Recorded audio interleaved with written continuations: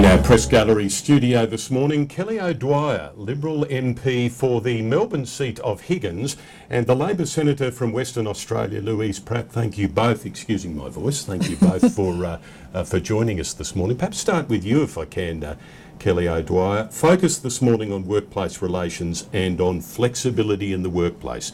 Julia Gillard keen to see changes there, she says, to the Fair Work Act. Why workplace relations now, do you think? Well, the government always wants to talk about workplace relations and IR, but you've got to look at the substance of what it is that she's actually announced here. She's talked about enshrining in law something that already exists, where we talk about people having the right to ask their employer for part-time work. That already happens under the existing law. So it seems to me that it's nothing more than window dressing and a bit of a glib soundbite from the Prime Minister. It's again more spin over substance. Louise Pratt, is there substantial change proposed by Julia Gillard here or no? Yeah, these certainly are substantial changes. What exists in the Fair Work Act currently is the right for people like women returning to work after having a child and school-aged children, and people with children who have a disability, the right to ask for flexible hours or to change their working arrangements. You know, the employer doesn't have to do that, but they have a right to ask and to negotiate around that. What we're doing is expanding the number of attributes and categories of things under which people can ask for those flexible working arrangements. But people can already do that, Tim. I mean, this is the thing, people can already do that. But they and don't. I suppose the problem here is that the lack of detail. I mean, the Prime Minister's made this announcement. We actually don't know if it is going to be a dramatic change, which Louise is suggesting it's actually going to be quite a radical dramatic change. Then we need to know the detail, and the Prime Minister so far has not provided any detail, particularly to small business.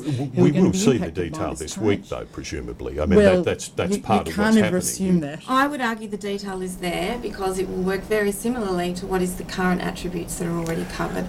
So, for example, if you're a woman with school-aged children and you say, look, can I work from 9:30 to 6 and because my hubby's going to be home, it means that they can do the early morning school drop-off in the morning. So and it's already working in that regard, and so people have a right to ask. So we're just expanding those kinds of arrangements for people who might have caring responsibility for an aged parent, for example. The mining tax, the announcement from last week, what about 1/8 of the expected revenue from the mining tax? That's a worry, isn't it, Louise Pratt, that the mining tax has earned us so little in its first trip out? Well, it's true that it hasn't met the forecasts, but what we also know, 1/8 of the forecast. What we also know is that these mining taxes are quite volatile.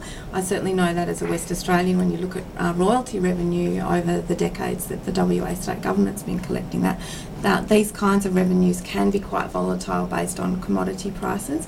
But what I also know in WA is we've had a massive construction boom, which means that these companies are in the investment phase and that is going to start moving into production quite soon. So will the mining tax work in its current form? Can it work, or does it need change? Well, I would hope that commodity prices will improve. But what you need to remember about the Coalition's position is that they said that they would repeal this tax on the basis that it's a tax on jobs.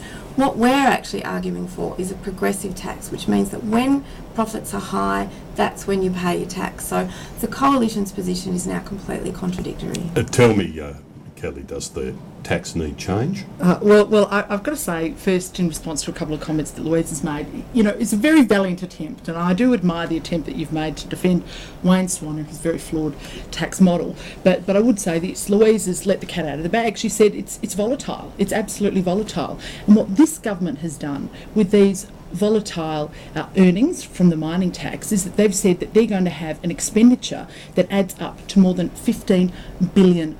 So with a volatile tax, it is actually spending, which means we're going to have to borrow money for that $15 billion worth of spend that is going to be recurrent, which is going to make our budget position much more parlous than it currently already is. So you want to go back to but let me just go back though on this, because I think it's important to understand the point about the commodity prices and where it stands.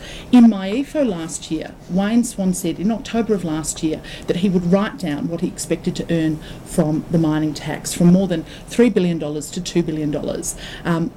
Since that time, we have seen commodity prices per tonne go up by more than $30 a tonne. So it is simply not correct to say that somehow there's been a problem with the amount of money that we're getting from commodity prices. What we have seen, though, is that the government has only brought in $126 million when they're meant to be bringing in $2 billion, and we have a huge shortfall, which means we borrow money to expend on things that the government have promised, and that's before you count even the $120 billion worth of additional unfunded promises. Louise Pratt, is this about the design of the tax?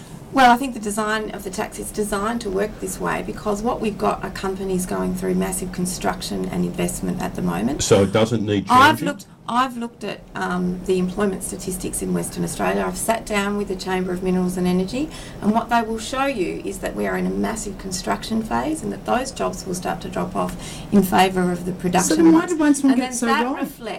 That reflects what I expect will happen with the production and therefore But the that volume. can't be So just on that point, I mean, you're satisfied with the revenue generated by the tax so far? That's okay? That's where it should be? Well, what I don't understand is why the Liberal opposition think that they want to go back to a regressive taxation regime that's based on royalties.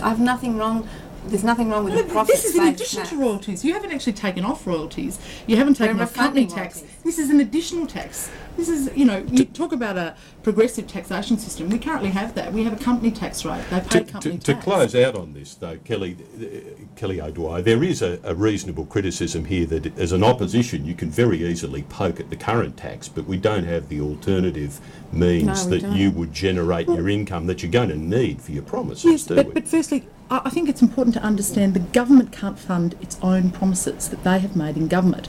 They're trying to slide away from the commitment that they made last year. But what would you do in this area that would generate the income you need to pay for the commitments you guys are making? Well, we're going to Not have fund fully. superannuation, We're going to have fully funded promises, and they are going to be delivered in time Without to the a mining electorate. tax. In time to the electorate. Prior to the next federal election. You've out-talked our time limit. Lovely to have you both in. Thank you, Tim. And look forward to Thanks, seeing you Tim. again Thanks, next week, Louise. mate.